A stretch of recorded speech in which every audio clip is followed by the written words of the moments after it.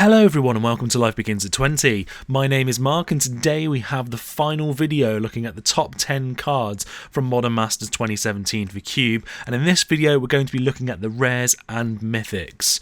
This set has been absolutely incredible for Cube builders at all rarities with some amazing reprints. So many Cube staples which should become a little more affordable really makes this a great set to look at and pick up some cards from. I'm sure there'll be many discussions from yourselves to the choices that I've made in this video, so do let me know in the comments section below what you're excited about for your own cubes. If you've missed the top commons and uncommons for Cube from this set, there will be cards that come up on the screen and links in the description below for you. As always, if you enjoyed the video, hit that like button and don't forget to share it with your friends, and also hit that subscribe button if you haven't already for new videos every Tuesday and Friday. So let's get stuck in. At the number 10 slot, we start off with one of Blue's best creatures, Inventor, Shape of Savant. Remanding a spell and getting a 2/2 is completely worth the 4 casting cost. It certainly won't be only blue tempo decks playing this card. He fits into any deck playing blue. Being able to bounce any permanent is incredible. An instant speed blocker and sending a threat back to its owner's hand, such as a sword, and then killing the attacker is an amazing play. He's a good temporary deterrent which gives you time to find more answers if needed. Certainly good enough to be a target for Flicker with his enter the battlefield trigger as well. I certainly wouldn't blame you for abusing that and really pushing the game in your direction. He is just an incredible card and Cube builders love him. At number 9 we have a welcomed reprint in terms of price in the form of Voice of Resurgence. This is one hell of a 2-drop in Selesnya colours with a fantastic deterrent to counter magic decks which affects the game in a big way. It'll take an exile effect to stop you getting card advantage out of it, which is incredible in a green-white aggro mid-range deck with disruptive weenies like Imposing Sovereign and Thalia Heretic Cathar alongside efficient beaters or tokens. It's certainly something that your opponent will have to seriously think about and deal with to get their counter magic or removal back online. It may not be in the top 3 Selesnya cards for many people, but I certainly can't wait to get my hands on it. At number 8 we take a trip to the Azorius Guild with Sphinx Revelation. This card has fantastic potential, but can often get overlooked due to this guild having some amazing cards to contend with in many people's cubes. Sphinx Revelation has the potential to draw you loads of cards and gain you plenty of life, which is something I feel a control deck would be very happy to see. It's pretty easy to splash being only 1 white, and at instant speeds it really shines. Leaving up 7 mana and passing the turn makes your opponent think hard to try and play around a potential counterspell, and in their end step playing this is a huge game changer. The problem for the card is that the guild has Venser, Geist of St. Traft, Reflector Mage, Detention Spear and Supreme Verdict, which is a tough list to crack into. At number 7 we have a reprint everyone has been asking for quite a while now in Damnation. Black has an absolute abundance of removal at its disposal, and on top having its own Wrath of God effect as well. Black certainly has a large array of cards and tutors to be able to find whatever they need for the situation to support this card as well. Damnation is a key card in black-blue control deck, and certainly welcome return to hopefully a cheaper card.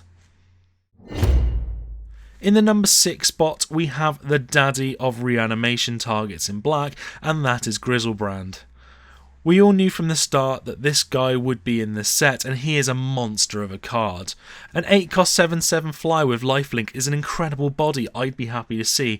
Plus, if that doesn't do the trick by itself, paying 7 life to draw 7 cards certainly will put you in front. He's certainly one of the top dogs in a reanimation style deck, sneak attack, show and tell, plus has the potential to be a finisher in a control deck too.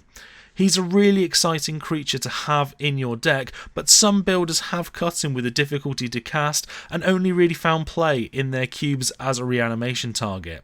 Depending on the build of your cube will determine how effective he is, but I'm excited to get my hands on him. At number 5 we have one of the best red aggro cards in Goblin Guide, potentially even the best 1-drop for aggro in red. A 2/2 with haste for 1 is phenomenal at the start, but being able to see what the opponent's top card is every time he attacks so you can adjust if needed to what's coming is huge. Yes, you can potentially give them lands, but the extra knowledge and a 2/2 haste for 1 casting cost is more than worth it in my opinion.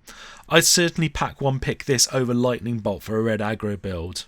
It may not scale well over the course of the game like Stromkirk Noble, but I'd certainly be a lot happier seeing Guide later on in the game, plus I love the artwork on this print too. The number 4 slot has 5 cards in it and I'm very happy to see them, and that is the Fetchlands. These became very expensive and land cards can never be underrated within a cube. The fact that these help fix mana and the lands don't come in play tapped is massive for mana fixing, which I'm personally not going to mind paying 1 life to do that. Plus you can use these to search up the older dual lands as well, which really will help your board state. Overall I'm thoroughly happy to see them, and they'll find a home straight away in pretty much all cubes that can afford to. Moving on to the big 3 now, and you'll have no surprise who they are, but we will start off with one of the biggest bombs in green with the Crater Hoof Behemoth. This guy usually ends games the turn you cast him, in part thanks to the fact he has haste, which compared to a lot of other big green creatures is fantastic as they end up having summoning sickness. He scales really well with the greater number of creatures you have on the board, so assuming each creature you have is just a 1/1, he's 6 trample damage on his own, 10 with 1 creature out, 16 with 2, 24 with 3, and 34 with just 4 1/1s. Imagine that with your typical green board of creatures, and you really should end up winning the game here. He is a danger card that can find his way into a weenie ramp, control ramp, or most cheap big creatures into play decks. At number 2 we have an upshifted card in the form of Snapcaster Mage. Not everyone is happy about that due to the cost of the card, but for one of the best blue cards is hardly surprising. He's incredible in cube, with the potential to be even better if it's powered. He is basically an aggressively costed Eternal Witness, which means he fits well into both combo and control decks with a vast array of cheap spells to recur. Flash also makes him a viable 2-drop should you need to take out some early aggression or simply apply more pressure. Tutor and recursion effect are more powerful in singleton formats, which gives this guy a bump up in power too.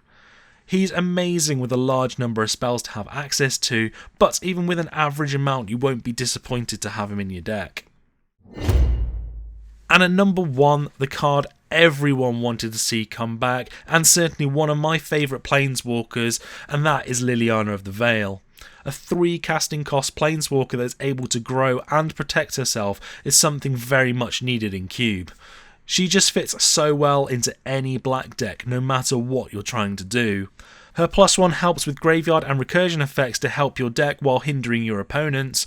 Her -2 allows you to potentially remove any targets on the board, and her ultimate is certainly achievable, although not a certain game winner. She is great against control and decent against aggro and combo decks while fitting into them herself.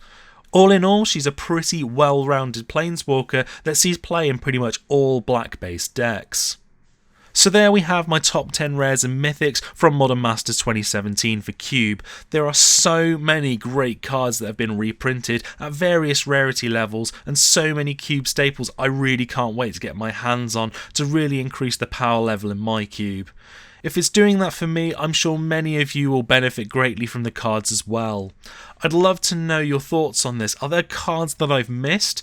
Do you have a different order? Let me know in the comments section below. Which cards will you be adding to your cube from this set? I really can't wait to see all of your reactions. There will be links in the description below if you've missed the commons and uncommons from Modern Masters 2017 for Cube videos, and Cube for 2 will be back tomorrow where we'll be looking at the grid drafts.